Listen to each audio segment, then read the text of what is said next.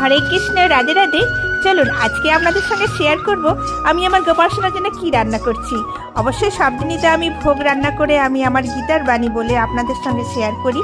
আজকে আপনাদের সঙ্গে শেয়ার করব কিভাবে আমি ভোগ রান্নাটা করছি আর কি দিয়ে কি রান্না করছি।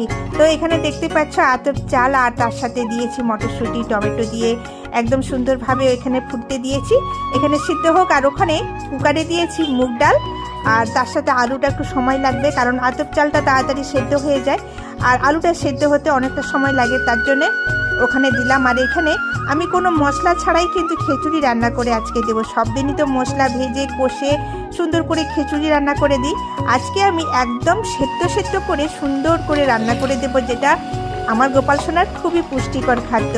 আর এই যে দেখতে পাচ্ছ টমেটোটাকে আমি সেদ্ধ করে দিয়েছি। আর এইখানে আমি কুকারের মধ্যে মুগ ডাল ঘি দিয়ে ভেজে সুন্দর করে, আর একটু আদা দিয়ে সুন্দর করে ভেজেছিলাম। আর আদাটা আমি আগে তো দিয়েছি কেন সেদ্ধ করার সময়, কারণ ওটার একটা ফ্লেভার আলাদা আসবে, তার জন্য একটা আদার ফ্লেভার আসলে খেতে খুবই সুস্বাদু হয় প্রসাদটা। আর এখানে দেখতে পাচ্ছ সব সুন্দরভাবে সেদ্ধ হয়ে যেতে গাওয়া ঘি দিলাম। গাওয়া ঘি দিয়ে আর একটা ভাজা মশলা আছে, সেই ভাজা মশলাটা ভিডিওতে নিতে পারলাম না, স্কিপ করে দিয়েছি ওটা, কারণ ওটা নিতে পারলাম না কারণ ভিডিওটা অফ হয়ে গেছিলো। একটা ভাজা মশলা ছিল জিরে, ধনে, তেজপাতা, শুকনো লঙ্কা, গোটা এলাচ একসঙ্গে ভেজে গুঁড়ো করে কিন্তু খিচুড়িটার সঙ্গে দিয়েছি। আর অবশ্যই গাওয়া ঘি।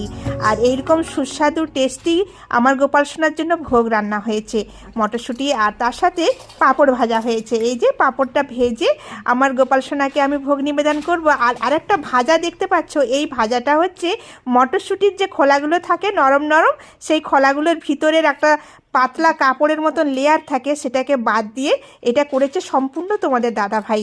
অনেক কষ্ট করে ছাড়িয়েছে, যে এটার মতন পুষ্টিকর কিছু নেই। তো আমার গোপালের ভোগ হবে আর আমি এটা করতে পারবো না? তো অবশ্যই দেখতেই পাচ্ছ আমার গোপাল সোনার ভোগ নিবেদন করছি। এই ভোগ দর্শন করলে দুর্ভোগ কাটে। হ্যাঁ, অনেক বন্ধুরা আমাকে কমেন্ট করে বলে, কে বলে যে ভোগ দর্শন করাতে নেই? না, ভোগ দর্শন করাতে হয়। ভোগ দর্শন যখন ভোগ খাওয়াতে হয় তখন না হলে আড়াল করে ভোগ নিবেদন করতে হয়, তারপরে কিন্তু ভোগ আমি গোপাল সোনাকে নিজে হাতেই খাওয়াই। আমার গোপাল সোনা আমার ছেলেকে আমি নিজে হাতে না খাওয়ালে আমার তৃপ্তি হয় না, তাই আমার গোপাল সোনাকে নিজে হাতে আমি ভোগ খাইয়ে দিই।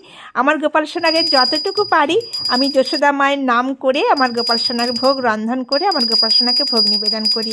এইটা হচ্ছে আমার আজকের মিনি ব্লগ। আমি কিভাবে আমার গোপাল সোনার ভোগ রন্ধন করে আমি আমার গোপাল সোনাকে ভক্তি তুষ্টভাবে সেবা দিই। ভগবান বলছেন তুমি আমাকে ভক্তি দাও, আমাকে